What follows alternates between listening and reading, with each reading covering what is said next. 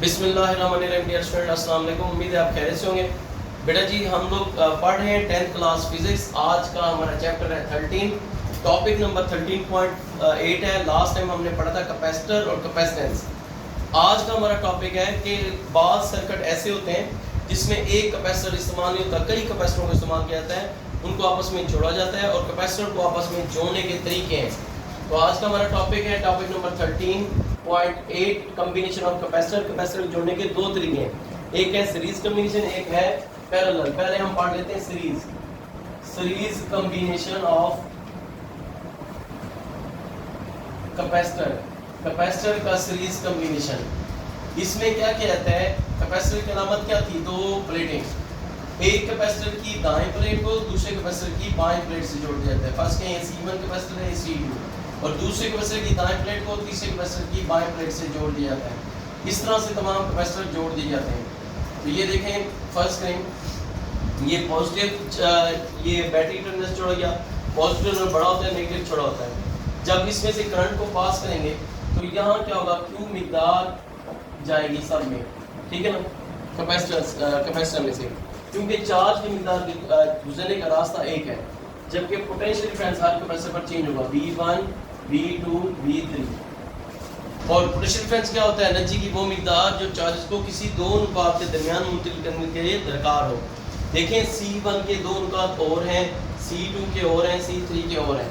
तो हम यहाँ पर लिखेंगे, पहले ये तारीफ लिखेंगे, तस्वीर बनाएंगे, फिर इसके लिखेंगे खवास में लिखेंगे कैपेसिटर के सीरीज जोड़ में तमाम कैपेसिटर पर चार्ज की मिकदार यकसा होती है, जबकि पोटेंशियल डिफरेंस हर कैपेसिटर पर मुख्तलिफ रहता है। तो फिर आप लिखेंगे P से मुराद प्रेशर, D से मुराद difference. Pressure difference at first capacitor, पहले कैपेसिटर पर पोटेंशियल डिफरेंस। अब फार्मूला कहाँ से ले रहे हैं, माइकल फैराडे ने बताया था Q is equal to CV, B is equal to क्या होगा, Q बटा C। तो V1 इज इक्वल टू क्या होगा, Q बटा C1। Q1 नहीं लिखेंगे क्योंकि Q1 तब लिखते जब हर एक पर चार्ज की मिकदार मुख्तलिफ होती, चार्ज की मिकदार सब पर यकसा है, तो इसलिए Q लिखेंगे। फिर क्या लिखेंगे, potential difference at second capacitor. ये जो मैंने लाइन डाली इसका मतलब है एज अबव, और उर्दू में इसे कहते हैं एजन, यानी जैसे ऊपर लिखा हुआ है वैसे नीचे। लेकिन एग्जाम में आपने बेटा ये ऐसे नहीं लिखना, आपने पूरी लाइन लिखनी है। Potential difference at second capacitor V2 is equal to Q over C2। फिर क्या लिखेंगे, potential difference at third capacitor, यहाँ सेकंड, यहाँ लिख लें थर्ड, ये तो चेंज है ना, वैसा नहीं है ऊपर जैसे। तो V3 is equal to Q over C3। फिर क्या लिखेंगे, टोटल पोटेंशियल डिफरेंस, वो क्या होगा, V is equal to sum of all the potential difference, V1 जमा V2 जमा V3। तो V is equal to V1 किसके बराबर है, Q बटा C1 जमा Q बटा C2 जमा Q बटा C3। तो V is equal to Q देखें सब में कॉमन है, मुश्तरिक आ रहा है, तो Q को मुश्तरिक निकालें, कॉमन लें। Q से Q कट गया, 1 बटा C1 जमा Q से Q कट गया, 1 बटा C2 जमा Q से Q कट गया, 1 बटा C3। अब इस तरफ आ जाए, लाइन डाल दें। वैसे मेरे पास जगह नहीं है, नीचे लिखूंगा, आपने भी नीचे लिखना है टेस्ट में, मैं इधर लिख रहा हूँ। अब Q मल्टीप्लाई और इसका डिवाइड हो जाएगा, V बटा Q बराबर क्या होगा, 1 बटा C1 जमा 1 बटा C2 जमा 1 बटा C3। V बटा Q बराबर है 1 बटा CE। अब आप कहेंगे CE क्या है, CE को ये CE मुखफ़्फ़फ़ है इक्विवेलेंट का, और C का मतलब कैपेसिटेंस। तो ये CE किसका हो गया, इक्विवेलेंट कैपेसिटेंस, ठीक है जी। ये इक्विवेलेंट कैपेसिटेंस, इसे उर्दू में कहते हैं मसावी कैपेसिटेंस, यानी वो कैपेसिटेंस जो तमाम के मजमूए के बराबर हो। और कैपेसिटर और कैपेसिटेंस में फ़र्क आपको पिछली वीडियो में, पिछले लेक्चर में बता दिया था। कैपेसिटर होता है चार्ज को स्टोर करने का आला, और कैपेसिटेंस क्या होते हैं, चार्ज को स्टोर करने की सलाहियत। और 1/C इज इक्वल टू क्या हो जाएगा, 1/C1 plus 1/C2 plus 1/C3। ये तो तीन कैपेसिटर थे, मोर देन 3 हो n नंबर्स के लिए, फॉर n नंबर्स के लिए क्या होगा, ये तीन थे, अगर ये देखें 3 कैपेसिटर है, मोर देन 3 हो, 100 है, 50 है, इतने हैं कैपेसिटर।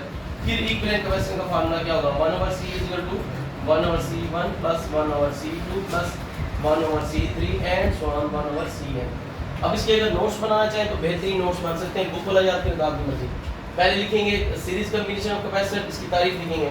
इस तरीके में एक कैपेसिटर की दाएं प्लेट को दूसरे कैपेसिटर की बाएं प्लेट से जोड़ जाता है, फिर दूसरे कैपेसिटर की दाएं प्लेट को तीसरे कैपेसिटर की बाएं प्लेट से जोड़ दिया जाता है, और इस तरह से तमाम कैपेसिटर जोड़ दिए जाते हैं।